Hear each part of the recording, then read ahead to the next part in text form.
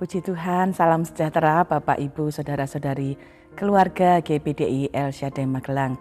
Hari ini kita telah tiba pada hari terakhir di tahun 2024 dan kita juga telah tiba pada pembacaan terakhir di dalam firman Tuhan menggunakan 365 yang mengubahkan. Hari ini kita telah tiba pada lembar yang terakhir yang Bapak Ibu bisa baca, bisa pelajari dalam lembar OIA. Dan kita bersama-sama akan merenungkan kitab Wahyu pasal 22. Wahyu 22 kita akan membaca ayat yang ke-7. Demikian firman Tuhan. Sesungguhnya aku datang segera. Berbahagialah orang yang menuruti perkataan-perkataan nubuat kitab ini. Puji Tuhan, Bapak Ibu, hari ini kita akan merenungkan satu tema yang sangat penting. Aku datang segera. Firman Tuhan sudah menjanjikan bahwa kedatangannya tidak akan lama lagi. Memang kita tidak mengetahui kapan waktunya, tetapi kiranya hal ini menjadi sesuatu yang akan terus bergema dalam hidup kita. Bahwa kita sedang menantikan kedatangan Tuhan, kita harus terus mempersiapkan diri untuk dapat menjadi orang-orang yang siap untuk menyambut kedatangan Tuhan. Wahyu 22 ayat 7 berkata, berbahagialah. Ya, ada kebahagiaan yang abadi yang Tuhan sediakan. Kalau kita bertanya kepada orang-orang di dalam dunia ini, tentunya sebagian besar orang atau mungkin semua orang ketika ditanya apa yang dia inginkan dalam hidupnya, tentunya semuanya ingin berkat, ingin kebahagiaan. Dan itu yang Tuhan janjikan dalam kehidupan kita. Kalau kita menjadi anak-anak Tuhan yang siap untuk menyambut kedatangannya.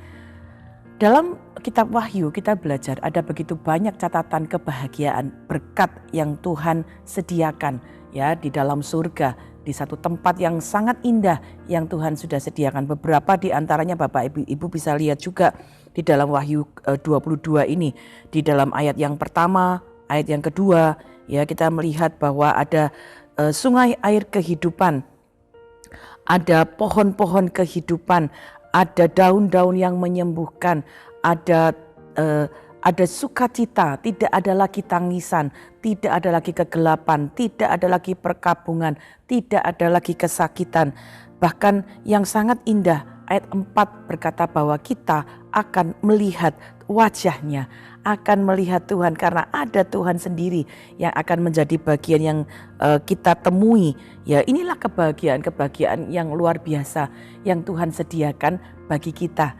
Itu sebabnya Dia meminta kita untuk selalu bersiap untuk mengingat Dia datang segera untuk menjemput kita menerima kebahagiaan. Nah, ayat yang tadi kita baca, firman Allah berkata, siapa yang akan menikmati hal ini? Siapa yang akan menikmati kebahagiaan yang sejati di dalam Tuhan? Ayat 7 dalam Wahyu 22 tadi berkata, orang-orang yang menuruti perkataan-perkataan nubuat. Ada nasihat-nasihat, ada hal-hal yang kita harus perhatikan supaya kita dapat menjadi orang-orang yang kemudian menikmati kebahagiaan, berkat-berkat yang abadi. Apa yang kita dapat pelajari, apa yang kita dapat turuti, apa yang kita perlu ingat. Pertama, kalau kita mau menjadi orang-orang yang kemudian menyambut kedatangan Tuhan, firman Allah berkata kita harus menjadi orang yang menang dalam pertempuran. Ya, Wahyu 2, kalau Bapak Ibu baca di kitab Wahyu 2 tercatat beberapa kali dituliskan barang siapa menang, barang siapa menang, barang siapa menang. Ya, ada kemenangan-kemenangan yang harus kita dapatkan dan kemenangan itu selalu berbicara harus melewati pertempuran. Nah, hidup ini seperti medan pertempuran. Siapa yang mau menerima berkat-berkat Tuhan harus menang dalam pertempuran. Pertempuran apa? Pertempuran pertama melawan godaan dunia. Ya, kita tahu dalam dunia ini ada begitu banyak hal-hal yang berusaha untuk menarik kita jauh dari Tuhan. Mungkin orang-orang bisa berkata, ya kamu gak apa-apa jadi orang Kristen, tapi jangan terlalu kuat, jangan terlalu fanatik ya. Dunia itu menggoda kita untuk berbuat dosa dengan janji bahwa ya gak apa-apa kalau kamu menikmati dosa juga gak ada yang tahu, gak akan terjadi apa-apa.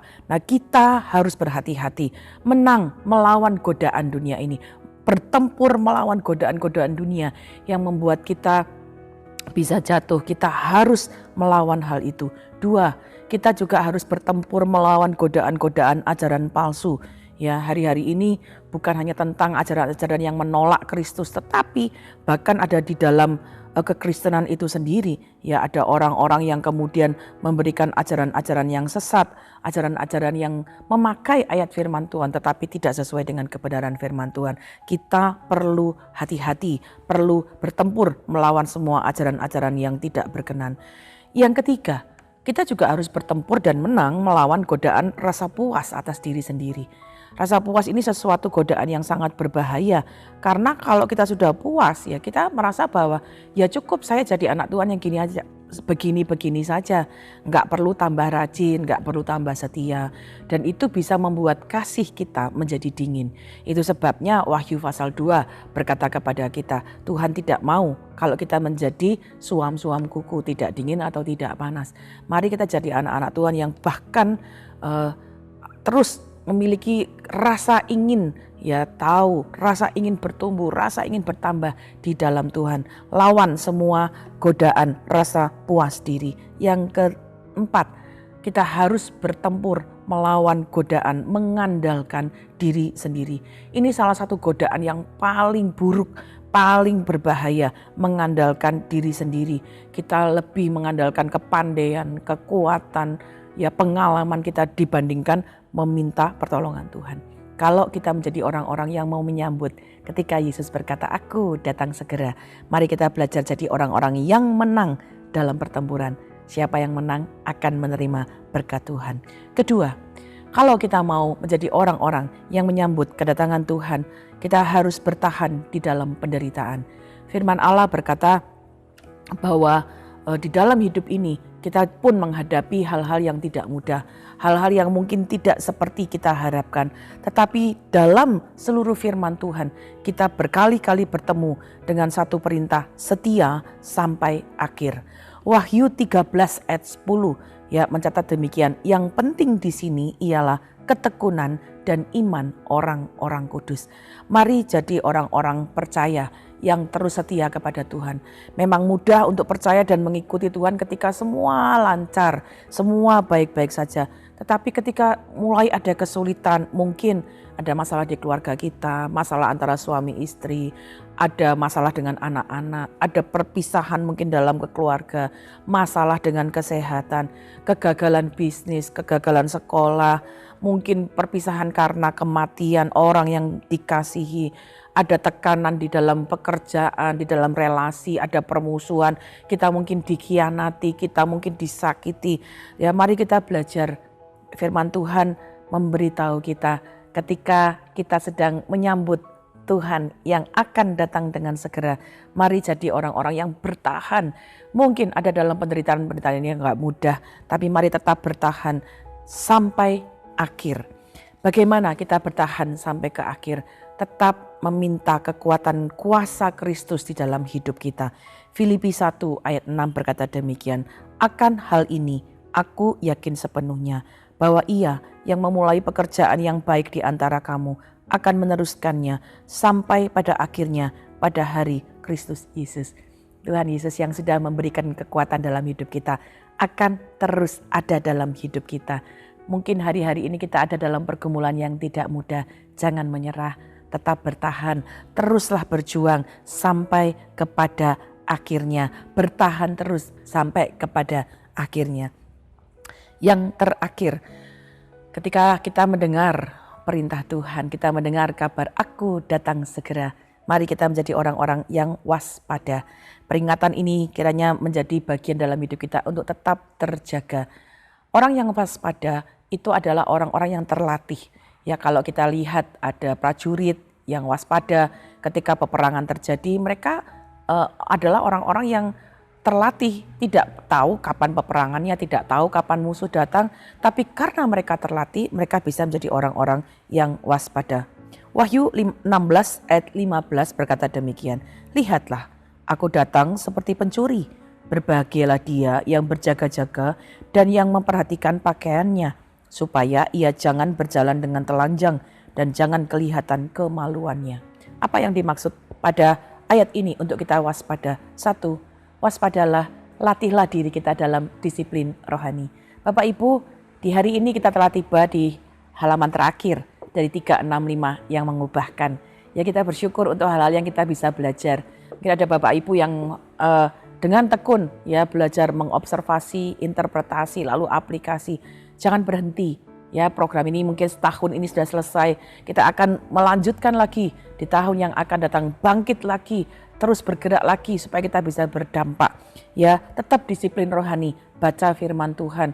Mungkin caranya berbeda, tapi tetap cintai firman Tuhan. Jangan berhenti latih disiplin rohani kita.